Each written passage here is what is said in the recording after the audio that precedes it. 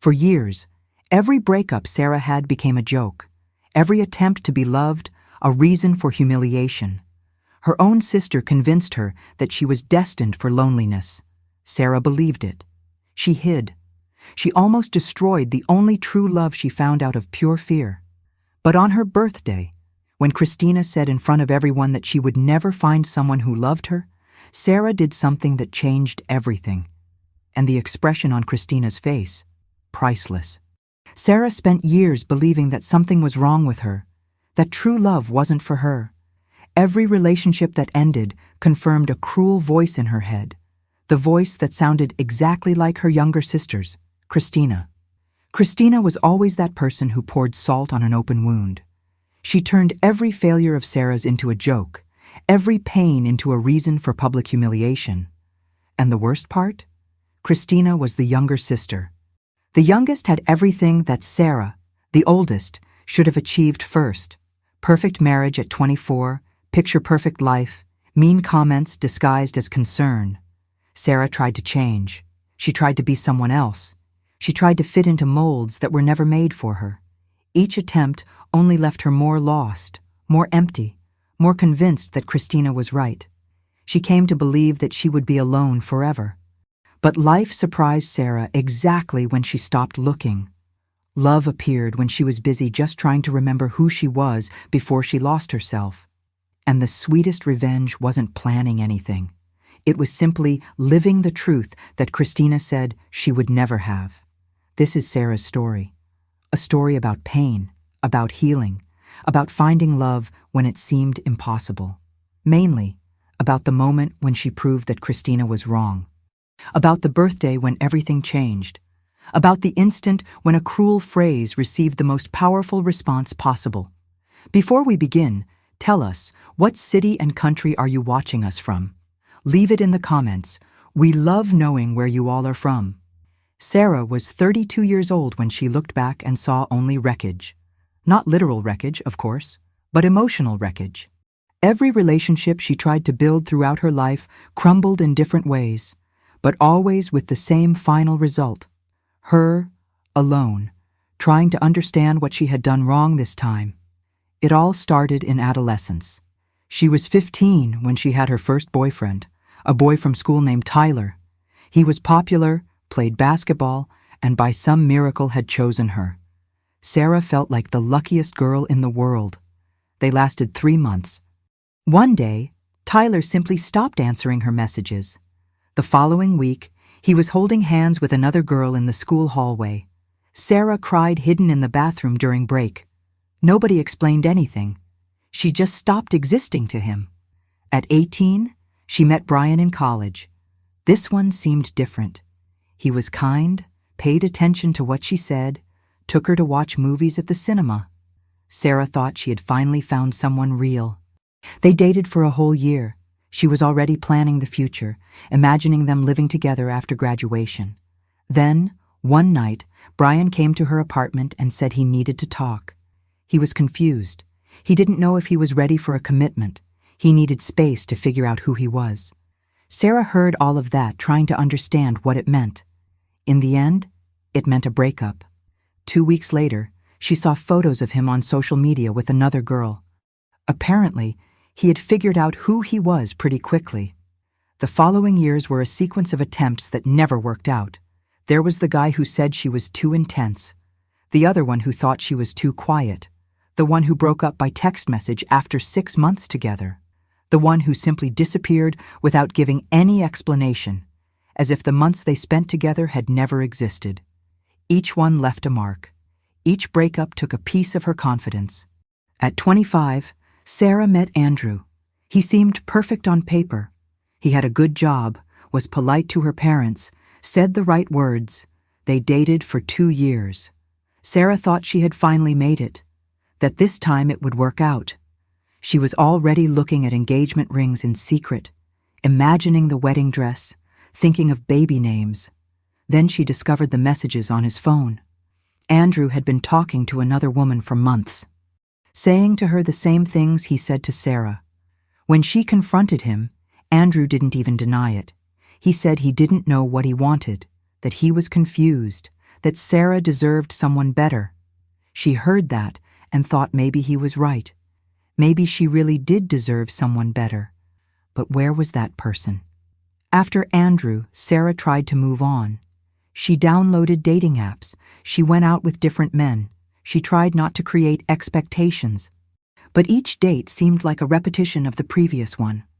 Empty conversations, promises that were never kept, guys who disappeared after the third date.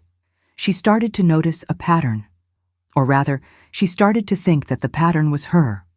There was the guy who took her to dinner, spent the whole night talking about himself, and at the end said she didn't smile enough. There was the one who canceled the third date because his ex had started talking to him again. There was the one who said she was nice, but that he didn't feel chemistry. Sarah heard these things and kept each word as proof that something was wrong with her. At 30, she was already tired. Tired of trying. Tired of getting ready for dates that led nowhere. Tired of meeting someone new and already imagining what the breakup would be like. Because it always ended. Always. No matter how much she tried to be better, more interesting, more fun. The result was always the same. She looked around and saw friends getting married, having children, building lives with partners who seemed to really love them. And Sarah? Sarah collected breakups like other people collected happy photos. Each friend who announced an engagement was a painful reminder of what she couldn't have. Each wedding invitation that arrived in the mailbox was another reminder that she was falling behind. The worst part wasn't just the relationships that ended. It was what each breakup did to her. Every time someone left, Sarah looked in the mirror and searched for the flaw. What was it about her that made people give up? Was it the way she talked, the way she laughed, her body, her personality, her work, her interests? She analyzed every detail, every conversation she had, every moment she spent with the person. She tried to find the exact instant when everything fell apart, the moment when she stopped being enough. Sarah came to believe that something was wrong with her, something that everyone saw except herself, something that made her impossible to truly love. And there was someone who loved to remind her of that, someone who never missed an opportunity to pour salt on the wound, someone who turned each breakup into a reason for jokes, each frustrated attempt into public humiliation. Her own sister, Christina, the youngest, the perfect one, the one who had achieved everything that Sarah should have achieved first. And she never let Sarah forget that. Think for a moment. Have you ever been through something that made you doubt yourself? Have you ever had someone in your life who, instead of supporting you, only made things worse? Leave in the comments. What was the most difficult situation you faced when it came to believing in yourself? We want to know your story too. And if this story is touching your heart in some way, leave your like on the video, subscribe to our channel, and turn on notifications so you don't miss the next emotional stories we have to share with you. Christina always knew exactly where to press to hurt. Since childhood, she had a natural talent for finding Sarah's weak spot and poking at it nonstop. The worst part, she always did it with a smile on her face, as if it were a joke, as if it were no big deal, as if Sarah were too sensitive for caring. It all started when they were children. Sarah was 8 years old and Christina was only 4. Even back then, Christina was the favorite, the pretty one, the funny one, the one who made everyone laugh. Sarah was the quiet one, the serious one, the one who preferred to read a book rather than play with other children. At school, when other girls laughed at her for wearing glasses, Christina didn't defend her sister. On the contrary, she laughed along. She said Sarah's glasses looked like bottle bottoms. The parents heard and said it was just child's play, that Sarah needed to learn not to take everything so seriously. When Sarah was 13, she got braces. It was already hard enough being a teenager, but having a younger sister who loved to remind her every day how ugly those braces were, that made everything worse. Christina invented nicknames. She called Sarah Metal Mouth. She imitated the way she talked with the braces. She did this in front of friends, in front of cousins, in front of anyone who was around, and always with that innocent smile, as if it were just a joke, as if Sarah were being dramatic for feeling bad. But the worst started when Sarah entered adolescence and began to be interested in boys. She was 15 when she went to the school prom. No boy had invited her to dance. Sarah spent the entire night sitting in the chair, watching everyone have fun while she pretended she was okay. When she got home, Christina was awake waiting. She wanted to know all the details. Who had danced with her? If any boy had hit on her? Sarah lied. She said it had been nice. But Christina found out the truth. A friend of hers was at the prom and told her everything. Christina laughed. She laughed so hard that she started crying from laughing so much. And in the following days, every time she saw Sarah, she asked if she had learned to dance yet, if she had found a partner for the next prom. The parents heard and did nothing. They said Christina was just playful. When Tyler, Sarah's first boyfriend, broke up with her without explanation, Christina was the first to comment. She said she wasn't surprised, that Tyler was too popular for Sarah, that Sarah should have seen that it wasn't going to work out. When Brian broke up after a year, Christina sighed and said that men didn't like women who were too needy. When Andrew cheated on Sarah, Christina shook her head and commented that Sarah should have paid more attention to him. That men cheat when they don't receive enough attention at home. Every breakup became a topic at family dinners. Christina always found a way to bring up the subject. She asked in front of everyone how Sarah's love life was, if she was going out with someone new, if there was any interesting news to share. And when Sarah said no, that she wasn't with anyone, Christina made that fake pitying face. She tilted her head to the side. She put her hand on Sarah's shoulder. She said in a sweet voice that Sarah shouldn't give up, that someone would appear eventually, that she just needed to keep trying. But her tone made clear what she really thought, that probably no one would appear, that Sarah was wasting time, that maybe it was time to accept reality and stop waiting for something that was never going to happen. The worst was when Christina got married. She was only 24 years old. She met her husband in college, they dated for 2 years, and he proposed to her on a trip to the beach. It was a fairy tale proposal. Beautiful ring, sunset, hidden photographer recording everything. The wedding was perfect, magazine-worthy dress, impeccable decoration, 200 guests. Sarah was a bridesmaid. She had to stay all day next to Christina, smiling for photos, pretending to be happy. And she was happy for her sister. Of course she was. But it also hurt. It hurt to see her younger sister achieving everything she should have achieved first. After the wedding, things got worse.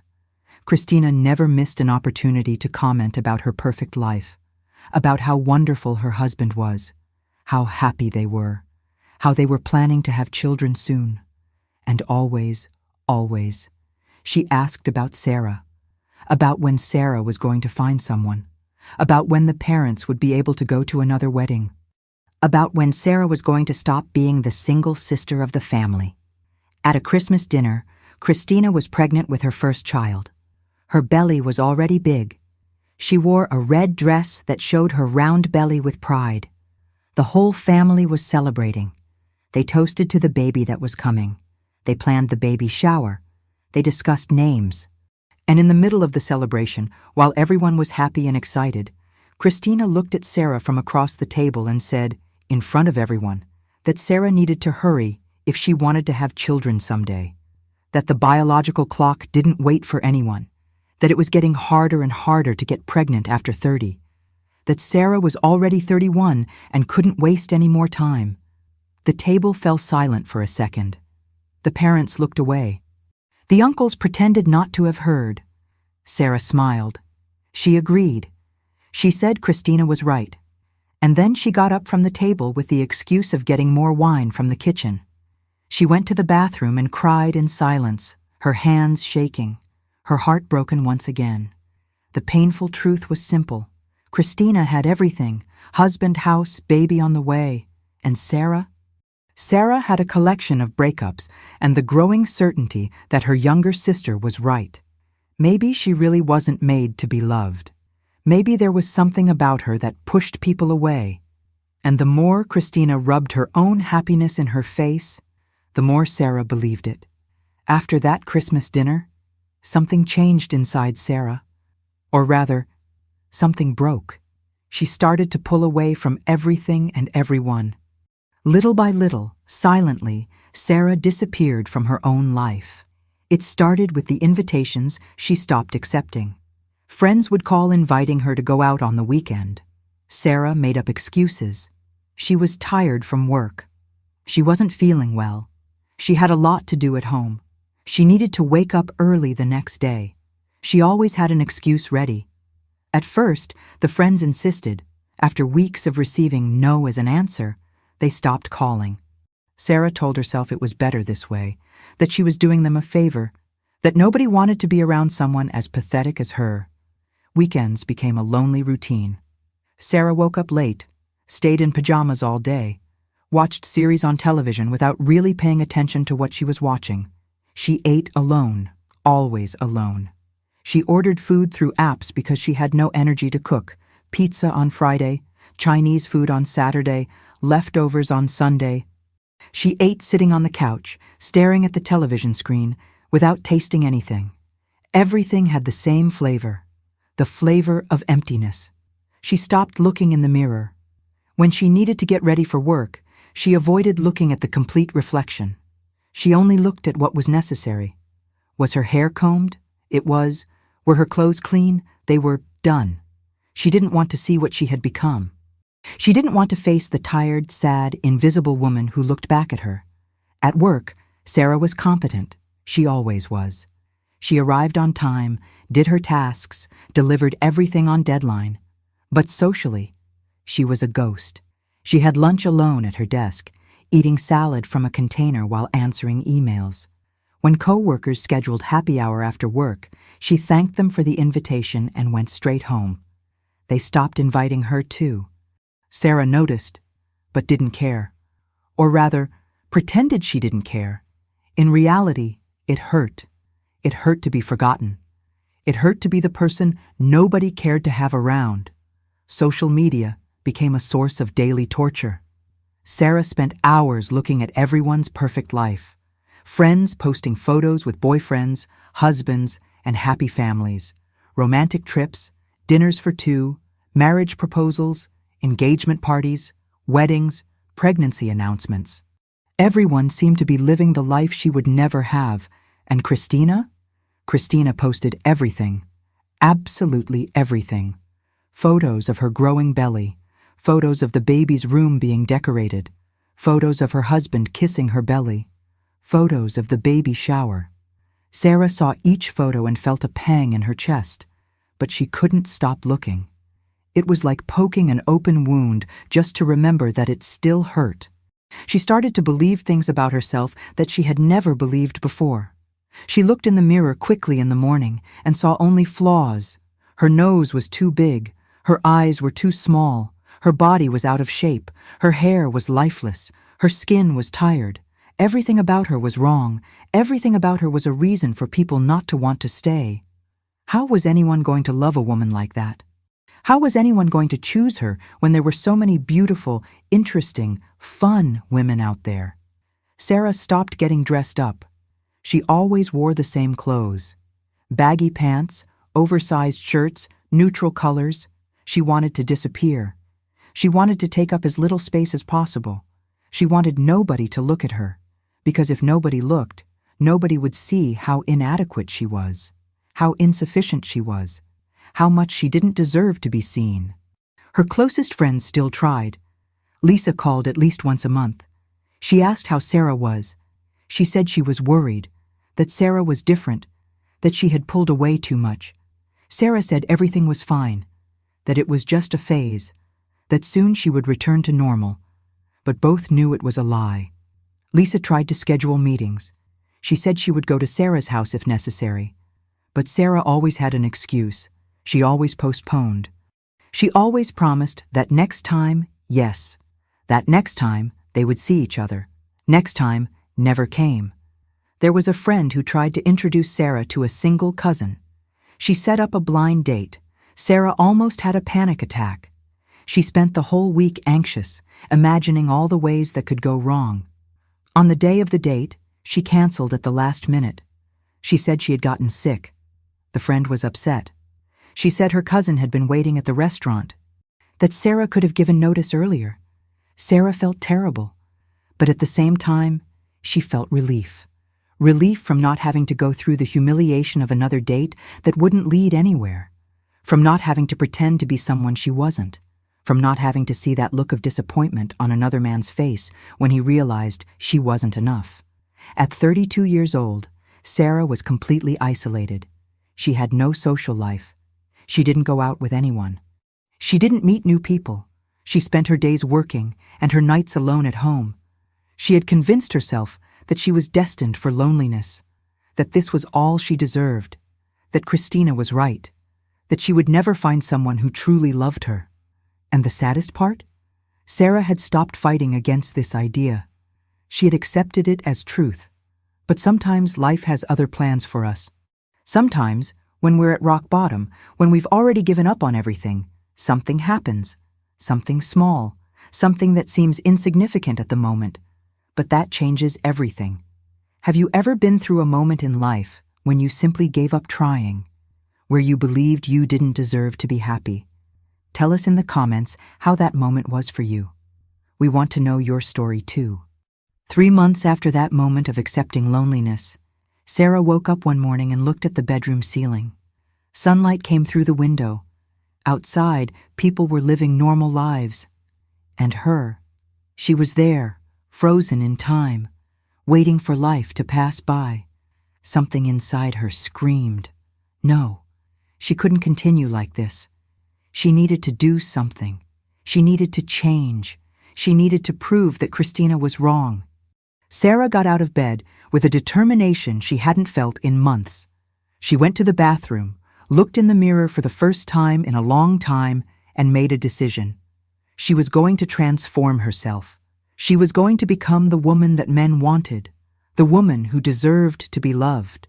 She was going to do whatever it took to stop being that invisible and sad person. She started with her hair. Sarah had always had long, straight brown hair. Nothing special. Nothing that drew attention. She made an appointment at the best salon in town, the one she saw in magazines, the one where beautiful and successful women went. She spent almost her entire month's salary on a modern cut and light blonde coloring. When she looked in the salon mirror, she didn't recognize herself.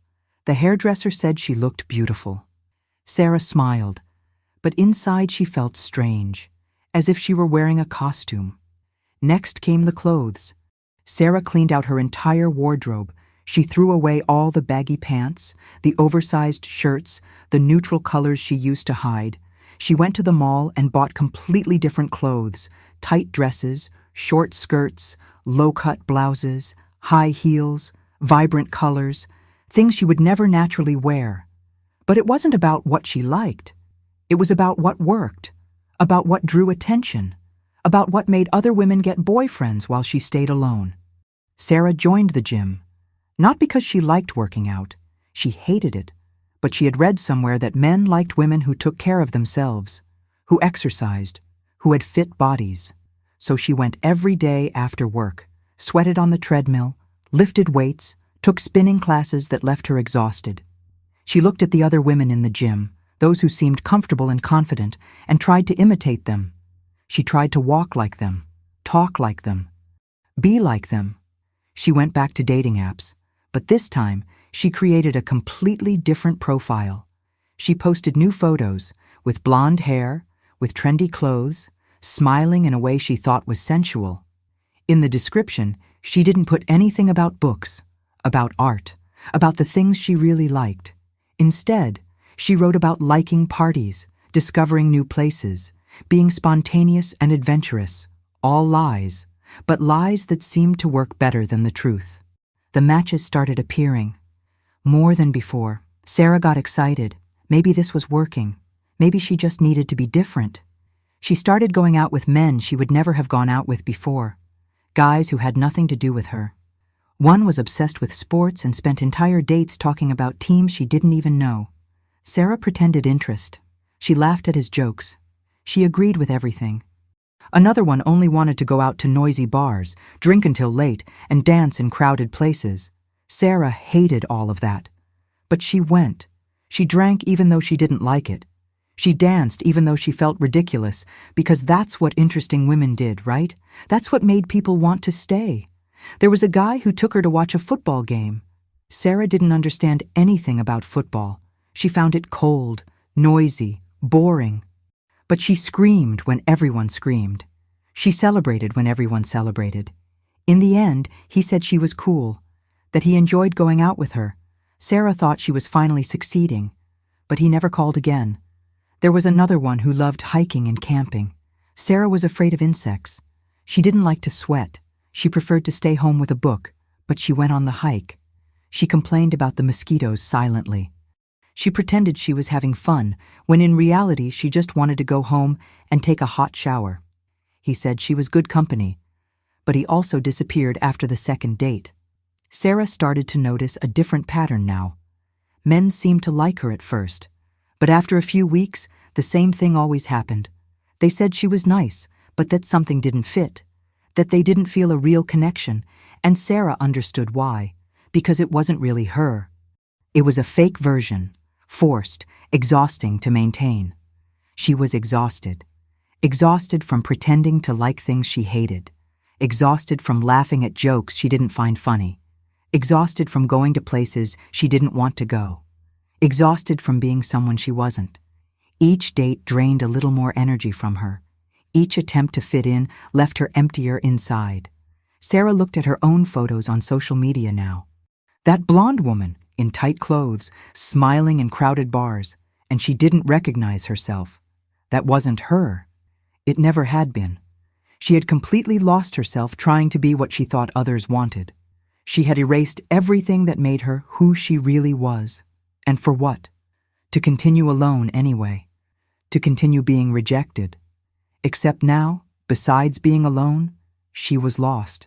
One night, Sarah came home after another disastrous date. She was tired. Her feet hurt because of the heels. The tight outfit was uncomfortable. She went to the bedroom, opened the bottom drawer of the dresser, and found an old box with old photos. Photos from when she was younger, before all the breakups, before Christina planted that voice in her head. Photos from when she still smiled for real, when she still knew who she was. Sarah looked at those photos and cried. She cried for the person she had been, for the person she had lost along the way. She didn't know who she was anymore. She had transformed into so many different versions of herself, trying to please everyone, that she had forgotten who she was originally. And it was in that moment of complete exhaustion, of complete loss, that Sarah made another decision. She was going to stop. She was going to stop pretending. She was going to stop trying to be someone else. If she was going to be alone anyway, at least she was going to be alone being herself. Sarah spent the following weeks rediscovering herself. Slowly, without rushing. She let the blonde hair grow out and return to its natural color. She donated the tight clothes and bought things she really liked to wear. Comfortable pants, simple blouses, flat shoes. She canceled the gym and went back to taking walks in the park near her house, something she had always enjoyed but had abandoned. She deleted all the dating apps, this time for real, this time with no intention of returning. She wasn't looking for love. She wasn't looking for anything besides peace, peace with herself, peace with the idea that maybe she would be alone forever. And if she stayed alone, that was okay. At least she would be alone being herself, not a fake and exhausting version that never worked anyway. It was during one of these walks that Sarah passed in front of a place she knew well, a small pottery studio that was 2 blocks from her house. She had taken classes there years ago, when she was in her early 20s, before all the pressure, before losing herself. She remembered how she liked working with clay, creating things with her hands, focusing on something that didn't involve words or people or expectations. It was just her, the clay, and the silence. Sarah stopped in front of the studio. There was a sign in the window announcing new classes. She stood there for a few minutes, looking through the window. She saw people inside working on their pieces. It seemed so peaceful. So far from all the pain and confusion she had lived through in recent years. Without thinking much, she pushed the door and went in. The studio owner, Margaret, was the same from years ago. a 60-year-old woman with white hair tied in a bun and hands always dirty with clay. She recognized Sarah immediately. She smiled broadly. She said she had missed her. She asked if she wanted to come back to classes. Sarah hadn't planned to, but she heard herself saying yes, that she wanted to come back, that she missed it too. The first class was on a Tuesday night. Sarah arrived a few minutes late, nervous, not knowing what to expect. The room had 6 students, 5 women, and 1 man. Everyone was focused on their pieces. Margaret showed Sarah where to sit and helped her prepare the clay. Sarah put her hands on the clay and felt something she hadn't felt in a long time. Calm, simplicity, genuine presence in the moment. During class, she didn't talk to anyone. She was too focused on what she was doing.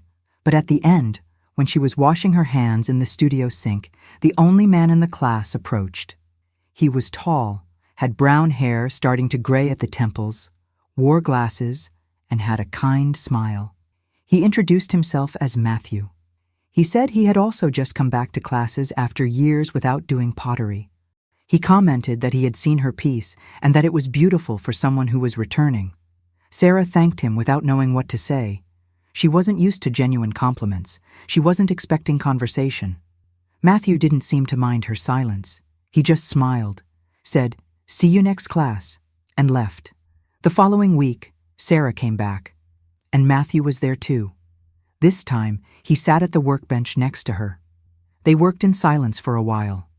Then he asked what she did for a living. Sarah said she worked in accounting. He said he was a high school history teacher. He commented that pottery was his way of turning off his brain after days dealing with noisy teenagers. Sarah laughed. It was a genuine, natural laugh that came out effortlessly. The following weeks turned into a comfortable routine. Sarah went to pottery class every Tuesday. Matthew was always there. He always sat near her. They talked while they worked. Easy conversations, without pressure, without games. He told funny stories about his students. She told about the chaos at the accounting office. They laughed together.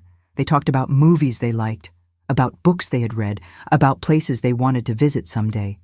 Sarah noticed something different in these moments. She was being completely herself. She wasn't trying to impress. She wasn't pretending to like things she didn't like. She wasn't measuring every word before speaking. It was natural. It was easy. It was light. And Matthew seemed genuinely interested, not in what she pretended to be, but in who she really was. After a month of classes, Matthew invited her for coffee. He said there was a great coffee shop nearby and they could go after class. Sarah hesitated. The fear came back. The fear that this would turn into another failed relationship. That she would be disappointed again. That he would see who she really was and leave like all the others. But there was something about Matthew that was different. Something in the way he looked at her. Something in his patience. Something in the genuineness of the conversations. Sarah took a deep breath and said yes, that she would love to have coffee with him. The coffee shop was small, cozy, with wooden tables and the smell of fresh bread. They ordered coffee and apple pie. They talked for 2 hours. Matthew told about his family, about how he had been married years ago, but the marriage didn't work out. About how he had spent the last few years focused on work and finding what really made him happy. Sarah found herself telling things she didn't tell anyone, about how she had felt lost, about how she had tried to be so many different people, about how she had finally decided to just be herself, even if that meant being alone. Matthew listened to everything. He didn't judge. He didn't give unsolicited advice. He just listened. And when she finished talking, he said something simple but powerful. He said he thought it was incredible that she had had the courage to stop pretending, that this was rare, that most people spend their entire lives wearing masks, and that he was happy to be meeting the real Sarah, not an edited version of her. Sarah felt something in her chest, something warm, something that felt like hope. For the first time in years, she thought that maybe, just maybe, there was a chance that something would work out. The dates multiplied, always after pottery class, sometimes at the coffee shop, sometimes walking through the park, sometimes just sitting on a bench talking about everything and nothing. Matthew never pressured, never rushed. He let everything happen in her time. And Sarah slowly opened her heart again. But as the relationship started to get more serious, Sarah made a decision that seemed like the only sensible thing to do. She wasn't going to tell her family. Not yet. Maybe never. Have you ever been afraid to show something important in your life to the people you love? Have you ever hidden a part of yourself for fear of being judged?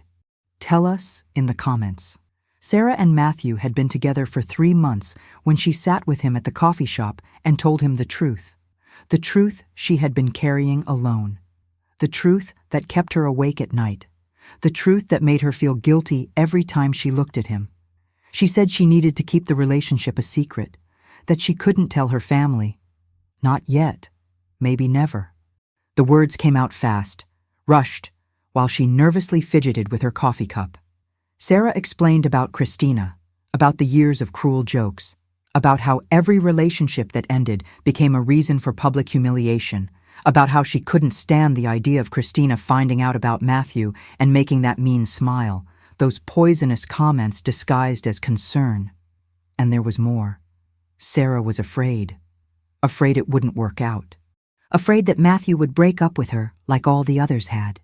And if that happened, if another relationship fell apart, she couldn't bear to hear Christina say that she already knew, that she had warned her, that Sarah would never be able to keep anyone.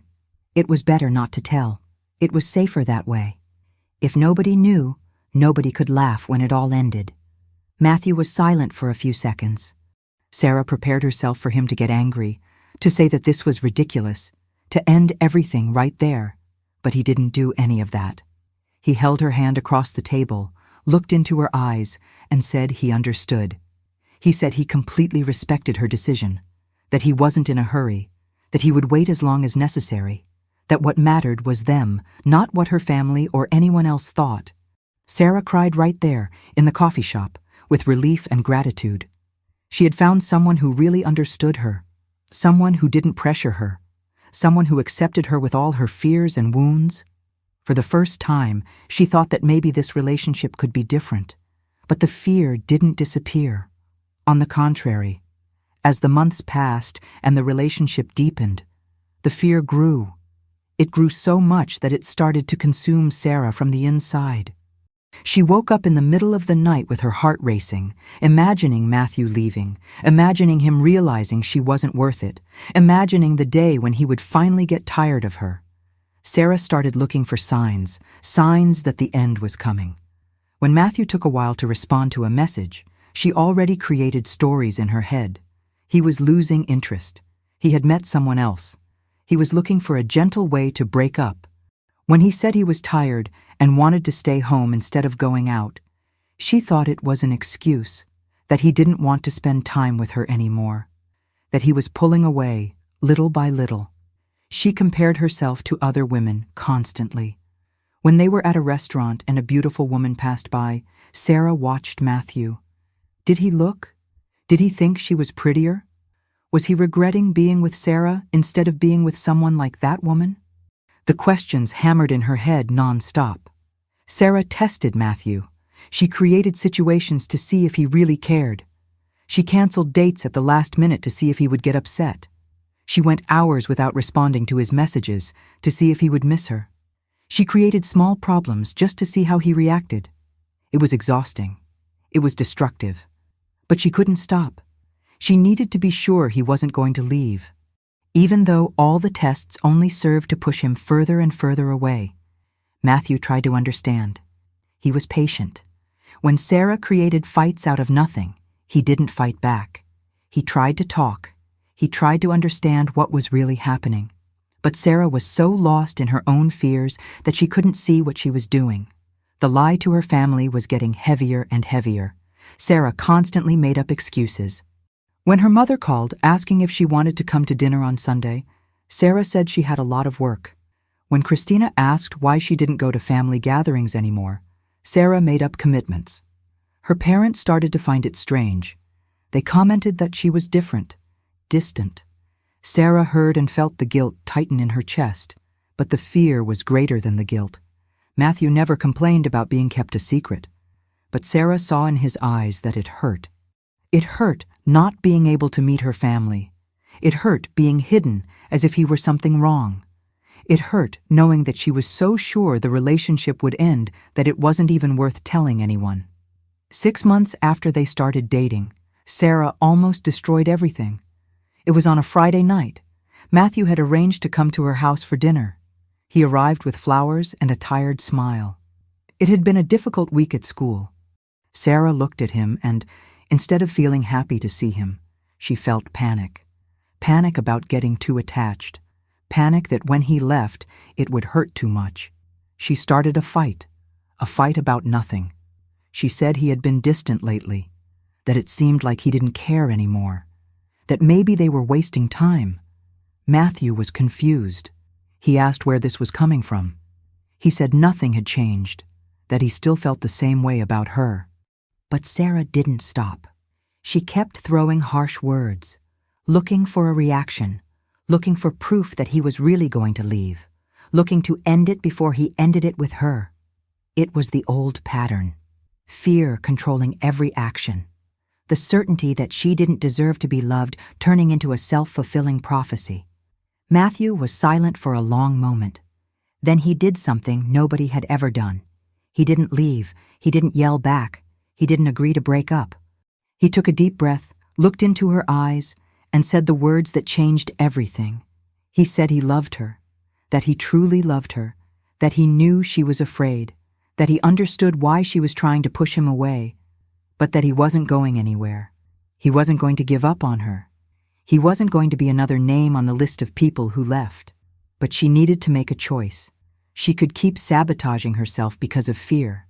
She could keep testing him until she destroyed what they had, or she could trust him, trust what they were building, trust that maybe, just maybe, she deserved to be loved. Sarah looked at Matthew and saw something she had never seen before. She saw someone who really loved her. Someone who saw all her flaws, all her fears, all the emotional mess, and still chose to stay.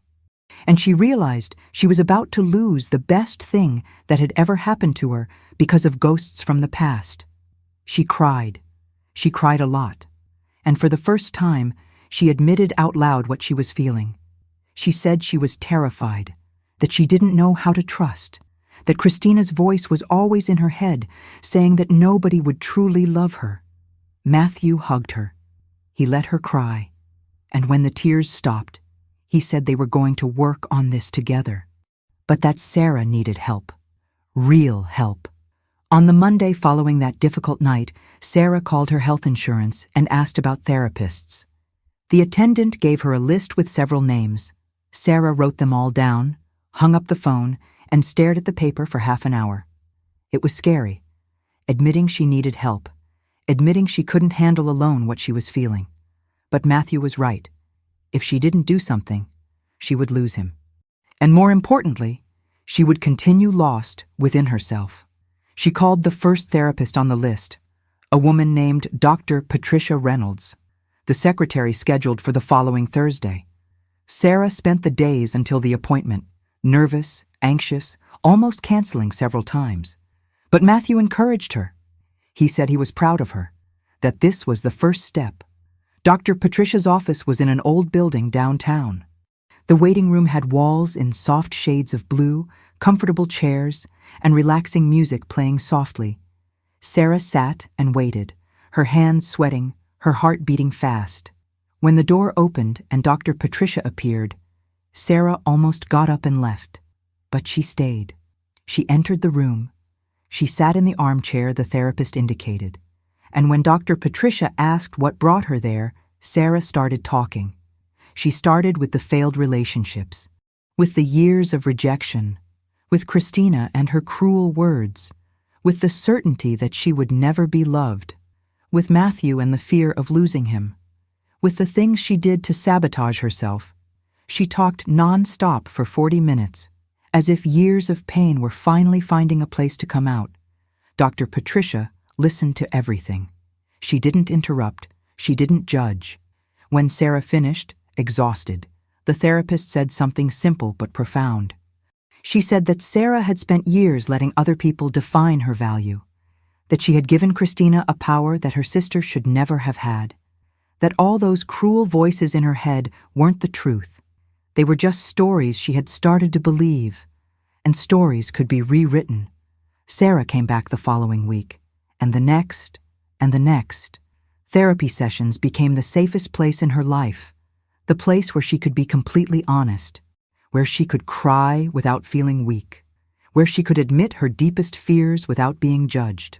Little by little, Sarah started to understand things about herself. She started to see patterns she had never noticed before. How she chose emotionally unavailable men, because that way she confirmed the belief that she didn't deserve love. How she sabotaged relationships that really had potential because she was afraid of being vulnerable. How Christina's voice in her head was actually her own voice, repeating things she had heard so many times that she started to believe them. Dr. Patricia taught Sarah about self-love, not the superficial kind she saw in social media posts, but real self-love, the kind that means setting boundaries, saying no when necessary, stopping accepting treatment she doesn't deserve, stopping diminishing herself to make other people feel comfortable, stopping apologizing for existing. Sarah started doing exercises the therapist assigned. She wrote in a journal every night. She listed 3 things she liked about herself. At first it was difficult. She looked at the blank page without being able to think of anything. But over time, it got easier. She wrote about her intelligence, about her loyalty, about her ability to love deeply even after so many disappointments, about her courage to try again, about her strength to seek help. The relationship with Matthew changed. It changed because Sarah was changing. She stopped looking for signs of rejection in every gesture of his. She stopped creating tests to see if he would leave. She started to believe, slowly, that maybe he really loved her, that maybe he would stay, that maybe she deserved this. Matthew noticed the difference. He said Sarah seemed lighter, more present, more herself. He continued being patient, continued respecting her decision not to tell her family yet. But Sarah noticed that it weighed on him. She noticed that it hurt to be hidden. And she started to question how much longer she was going to let fear of Christina control her decisions. In one session, Dr. Patricia asked something that made Sarah stop and think. She asked why Christina had so much power over her, why her sister's opinion mattered so much. Sarah was silent, processing the question, and then she realized something. Throughout her life, she had sought Christina's approval, the younger sister, the perfect one, the one who achieved everything. Sarah always wanted to prove to Christina that she was good enough, that she deserved love too, that she wasn't the pitiful one, the failure, the one who never achieved anything. But by seeking this approval, she had given Christina all the control over her own happiness. The therapist helped Sarah see that hiding Matthew from her family wasn't protecting the relationship. It was keeping Christina in control. It was allowing fear to win. It was preventing Sarah from fully living the happiness she had finally found. Sarah started to understand that revealing the relationship wasn't about proving anything to Christina. It was about freeing herself. It was about taking back the power she had given to her sister. It was about choosing her own happiness instead of fear of others' opinions. But she still wasn't ready. She still needed more time, more internal work, more healing. And Matthew kept waiting. He kept being the partner she always wanted but never thought she deserved. 8 months had passed since they started dating. Sarah was different, stronger, more confident, more aware. She looked in the mirror now and no longer saw just flaws. She saw a woman who was fighting, a woman who was growing, a woman who was learning to love herself. And then December arrived. Sarah's birthday month. She was going to turn 33.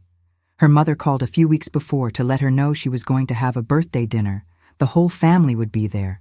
Christina, her husband, the baby, the parents, the uncles. It was tradition. Sarah couldn't miss it. Sarah felt her stomach tighten. A family dinner. With Christina. With all the questions about her life. with all the pitying looks, with all the veiled comments about her still being alone at 33.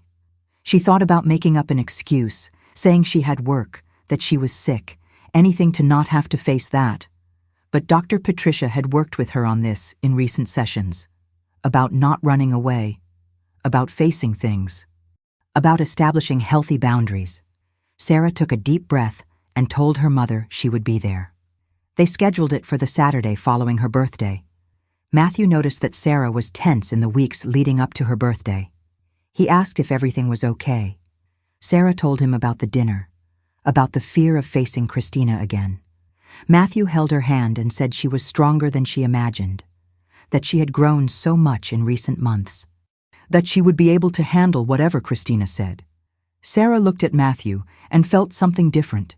She felt that maybe he was right, that maybe she really was stronger, that maybe Christina's words no longer had the same power over her. But there was still that small fear, that voice whispering that Christina always found a way to hurt her. What Sarah didn't know was that Matthew had other plans, plans he had been preparing for weeks, plans that were going to change everything. Have you ever had a moment in life when you realized you were on the right path? That you made the decision to change something important, and it made all the difference? Share in the comments what that moment was for you. Friday arrived. Sarah's 33rd birthday. She woke up alone in the apartment, looked at the ceiling, and thought about all the previous birthdays, all the years waiting for things to change, for her to finally find someone, to finally be happy. And now she had Matthew. She had someone who really loved her, but nobody in the family knew. It was a secret, a hidden happiness. Sarah spent the day working. Her office colleagues sang happy birthday to her at lunchtime. There was cake, there was a card. She smiled, thanked them, and went back to her desk. In the afternoon, her mother called wishing her happy birthday. She asked if Sarah was doing something special. Sarah said no, that she was going to have a quiet day. Her mother reminded her about the family dinner the next day. Sarah said she hadn't forgotten. Matthew sent a message during the day. He said he had a surprise for her, that he would pick her up at 7 in the evening. Sarah was curious but didn't ask anything. She let it be a surprise. When she got home, she took a shower, put on a simple but beautiful dress, and waited. At 7 o'clock sharp, the doorbell rang. Matthew was at the door with flowers, not cliché red roses, but white daisies, Sarah's favorite flowers. She didn't even remember telling him that, but he remembered.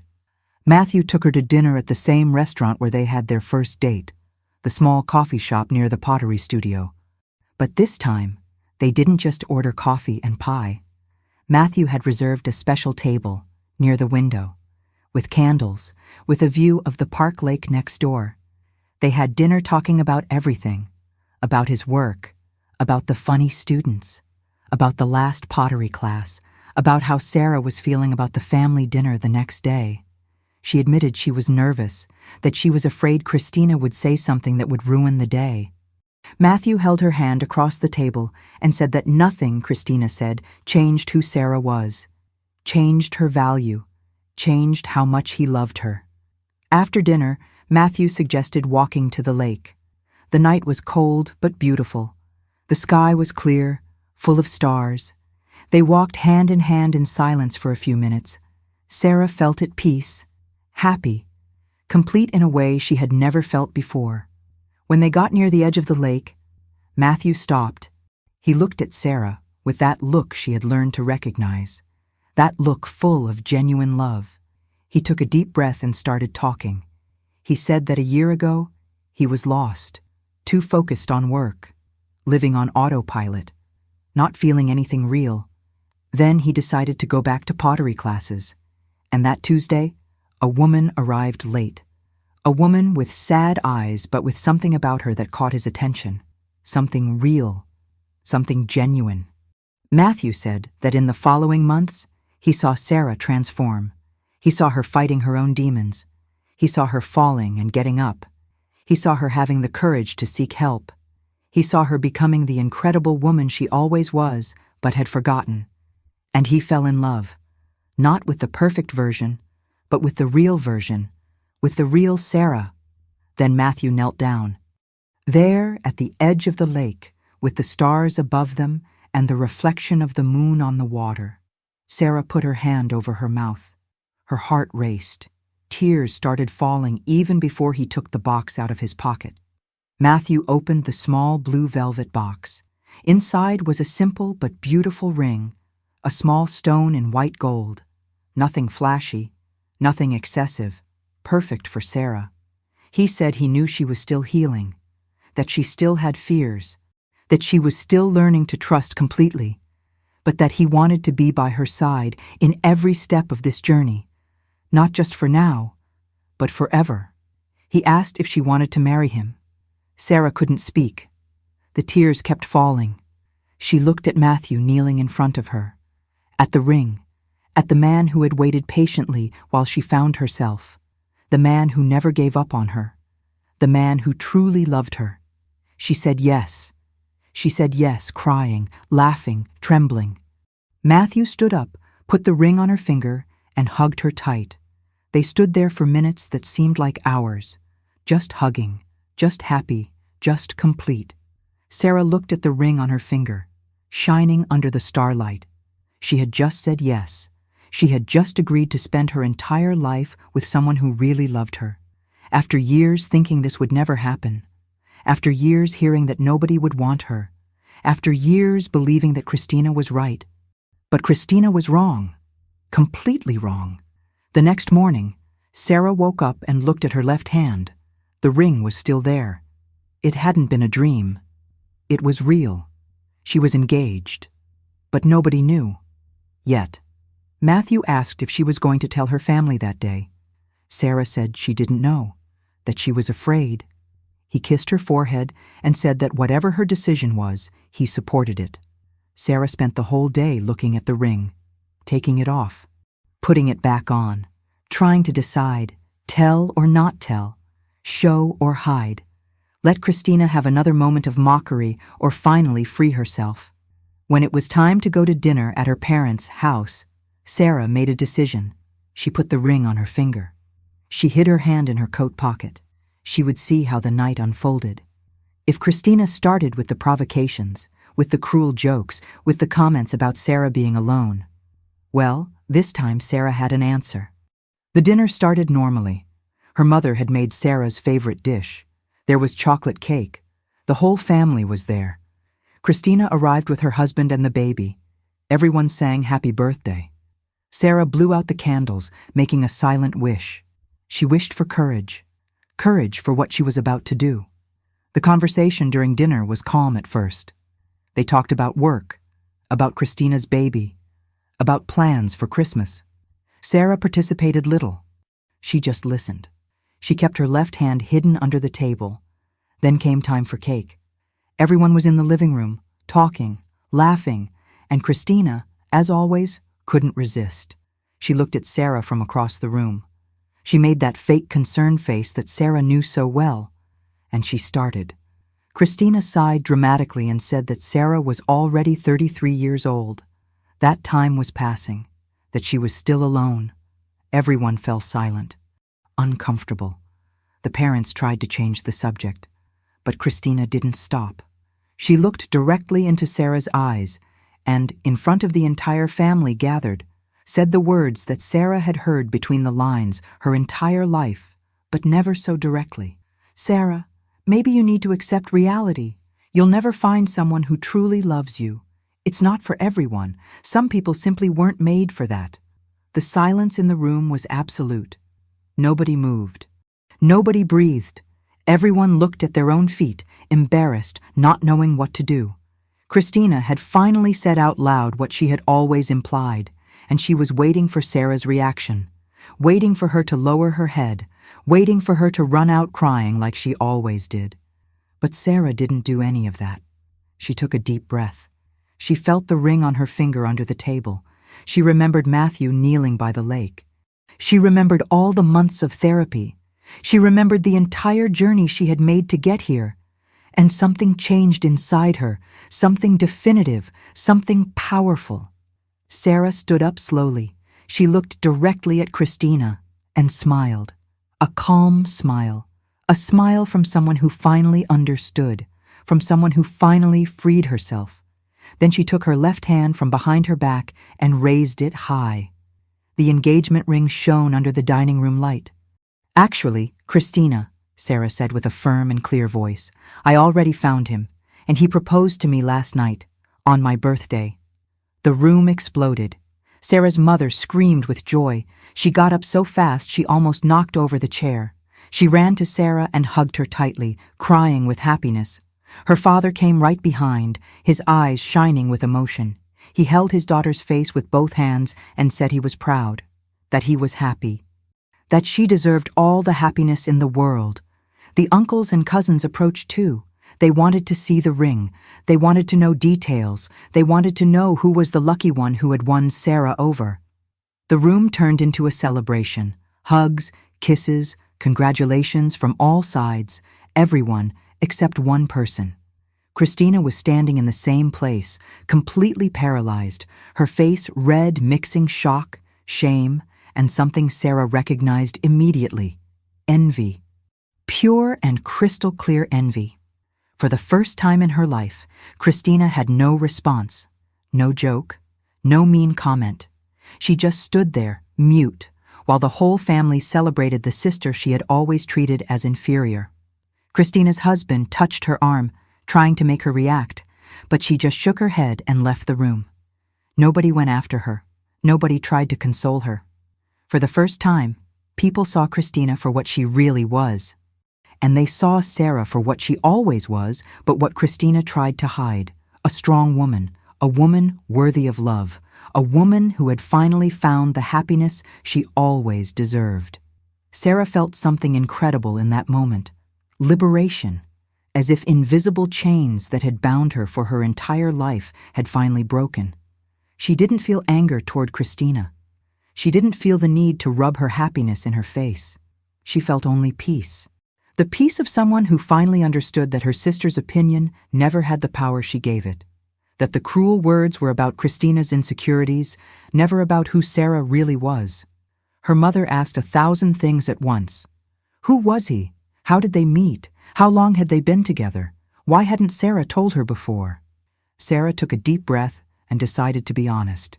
She said they had been together for over a year, that they met in pottery classes, that he was a history teacher, and that she hadn't told because she was afraid.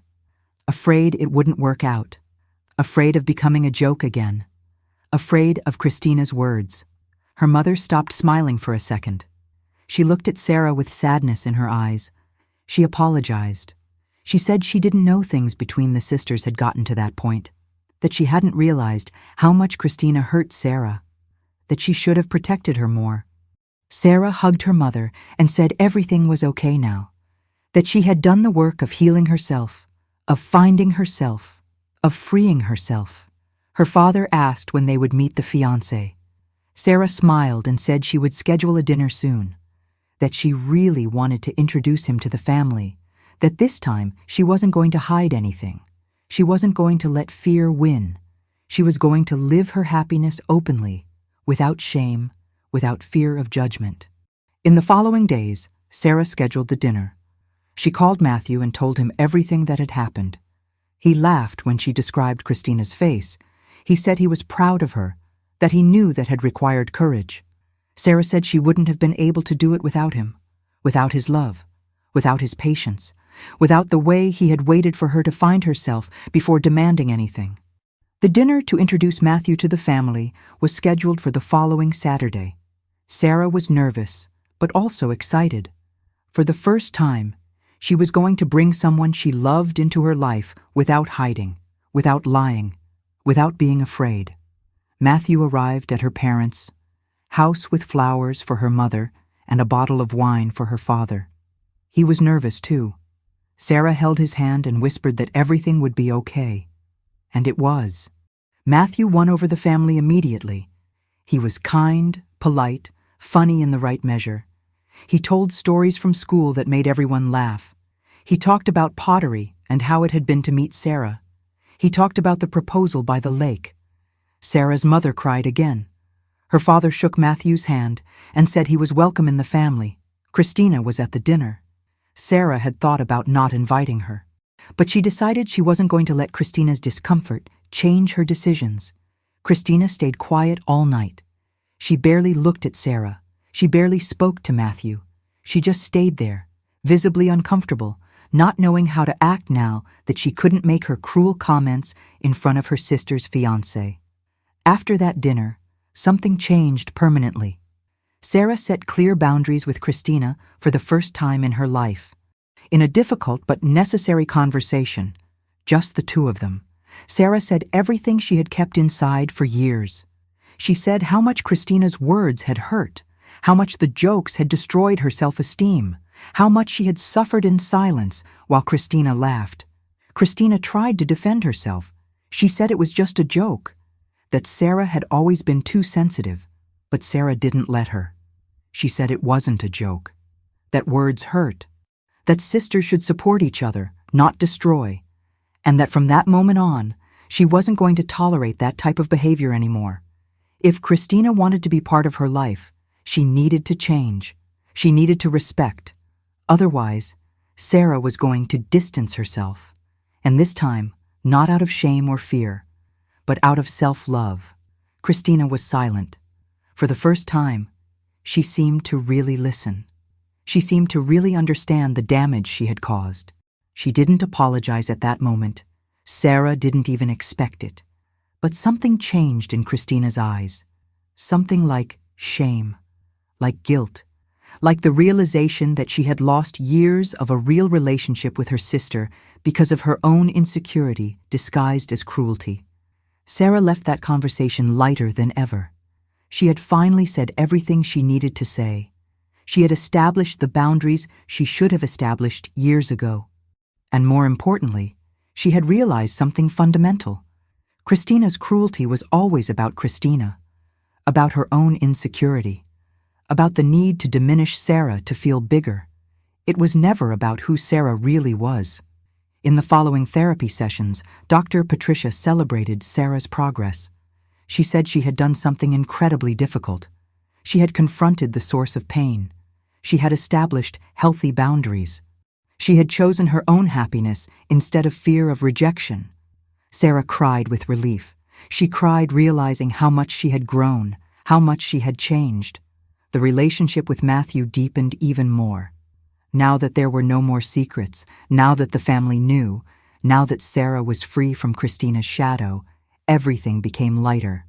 They started planning the wedding. Nothing big, nothing extravagant. Just something intimate, meaningful, that represented who they really were. Sarah went back to going out with her friends. Lisa almost couldn't believe it when she called to schedule a meeting. They met at a coffee shop and Sarah told her everything. The hidden relationship, the therapy, the engagement, the revelation in front of Christina. Lisa laughed and cried with her. She said Sarah was unrecognizable, that she was radiant, that she finally seemed truly happy. And Sarah was happy. Not that superficial happiness that depends on external validation, but the deep happiness of someone who finally accepted herself, of someone who finally understood her own value, of someone who finally stopped giving power to voices that should never have had so much control. She looked at the ring on her finger and smiled, not just because she was going to marry Matthew, but because that ring represented much more than an engagement. It represented her journey, the healing, the courage, the liberation. Have you ever had to set boundaries with someone you loved but who was hurting you? How was that process? Share your experience in the comments. 6 months had passed since that night that changed everything. Sarah was sitting in the pottery studio, her hands immersed in wet clay, shaping a new piece. Matthew was beside her, trying to make a vase that was coming out completely crooked. He laughed at his own clumsiness. Sarah laughed with him. It was a light, genuine, free laugh. Life had changed so much that sometimes Sarah needed to stop and breathe just to believe that all of that was real, that it wasn't a dream, that she had really found the love she always thought was impossible, that she had healed, that she had freed herself, that she was happy. The wedding was scheduled for 3 months from now. Nothing big, just the closest ones. The ceremony would be in the same park where Matthew proposed to her, by the lake, with trees around, with the sunset in the background. Simple, perfect, exactly as they wanted. Sarah was no longer the same person from a year ago. When she looked at old photos, she barely recognized herself, not physically, but in her eyes, in that deep sadness she carried in every photo, in that way of trying to disappear, in that posture of someone who apologized just for existing. All of that was gone. It had been replaced by something different, something stronger, something more real. She continued in therapy, not because she was broken, but because she had understood that taking care of mental health was as important as taking care of the body. Dr. Patricia had become more than a therapist. She had become an ally, someone who helped her rebuild herself, someone who taught that vulnerability wasn't weakness, that asking for help was courage. That healing was a revolutionary act. Sarah had gone back to doing the things she loved, things she had abandoned over the years trying to be who she wasn't. She read again. Fiction books, poetry, philosophy. She spent Sunday mornings at her favorite coffee shop with a book in hand and hot coffee. Matthew sometimes went with her. Sometimes she went alone, and that was okay. She had learned that loving someone didn't mean losing herself. It meant being more herself next to someone who truly saw her. The relationship with her family had improved, too. Her mother called more. She asked about the wedding, about Matthew, about how Sarah was feeling. There was a new closeness, an honesty that didn't exist before. Sarah had learned to talk about her own emotions, to say when something bothered her, to set boundaries without guilt. Christina was still present in the family's life, but something had changed in her too. She no longer made cruel comments. She no longer laughed at Sarah's difficulties. At recent family gatherings, she had even been polite, cordial. She would never be the close sister Sarah would have liked to have, but at least she was no longer the constant source of pain. And Sarah had made peace with that. She had understood that she couldn't control Christina. She could only control how she reacted to her, and she had chosen not to give her power anymore. Sarah had reconnected with her friends. Lisa became part of her life again. They went out to dinner, went to the movies, talked for hours on the phone like they did years ago. Lisa was excited about the wedding. She was going to be the maid of honor. She was already planning the bridal shower. Sarah laughed, seeing her friend's excitement. She laughed, thinking that she almost lost all of that by isolating herself so much, by believing she didn't deserve real connections. At work, Sarah had also changed. She no longer pretended to be invisible. She participated in conversations. She accepted invitations to have lunch with colleagues.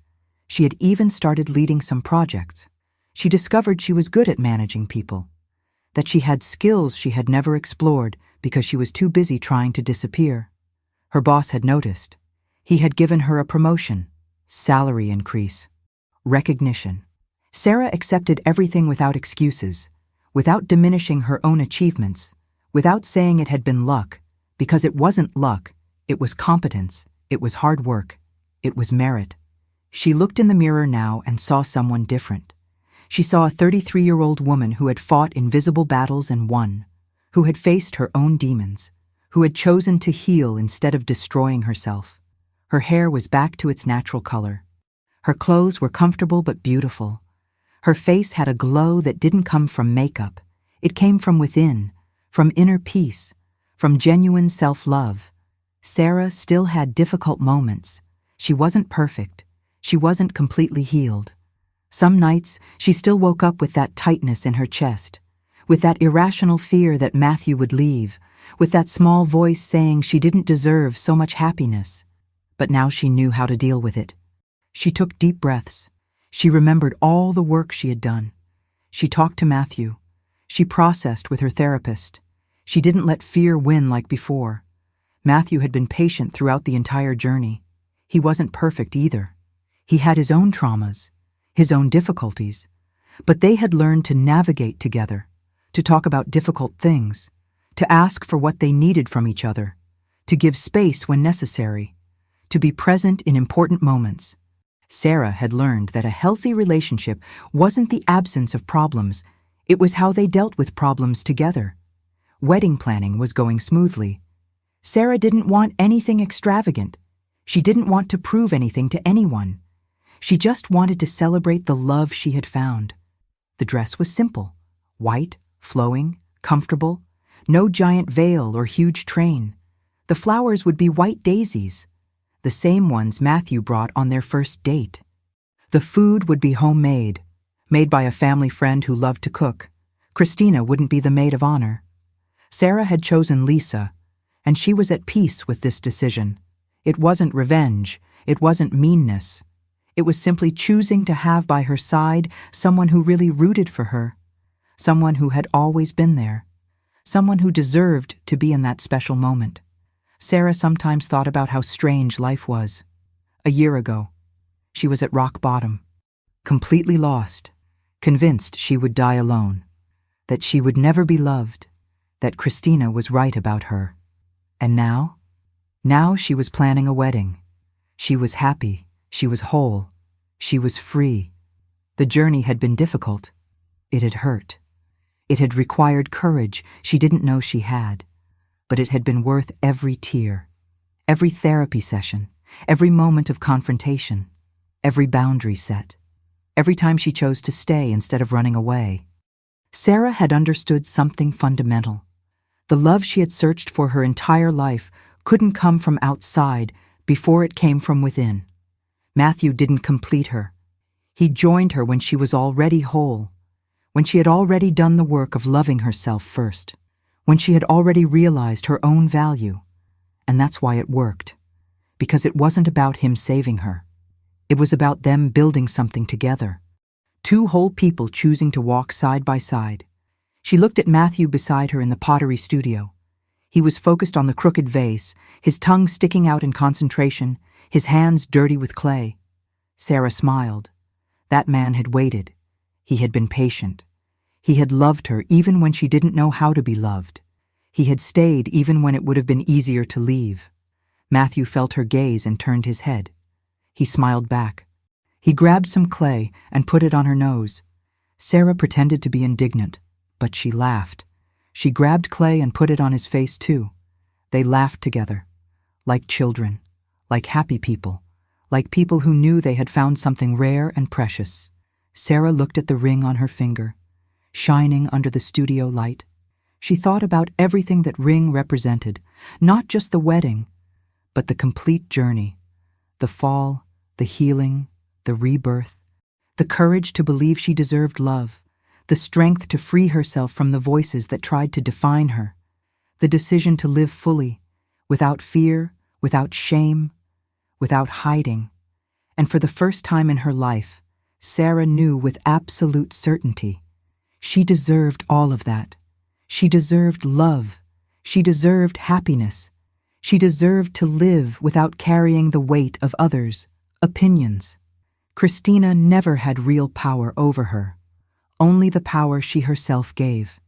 And now she had taken it back. Sarah was free. She was whole.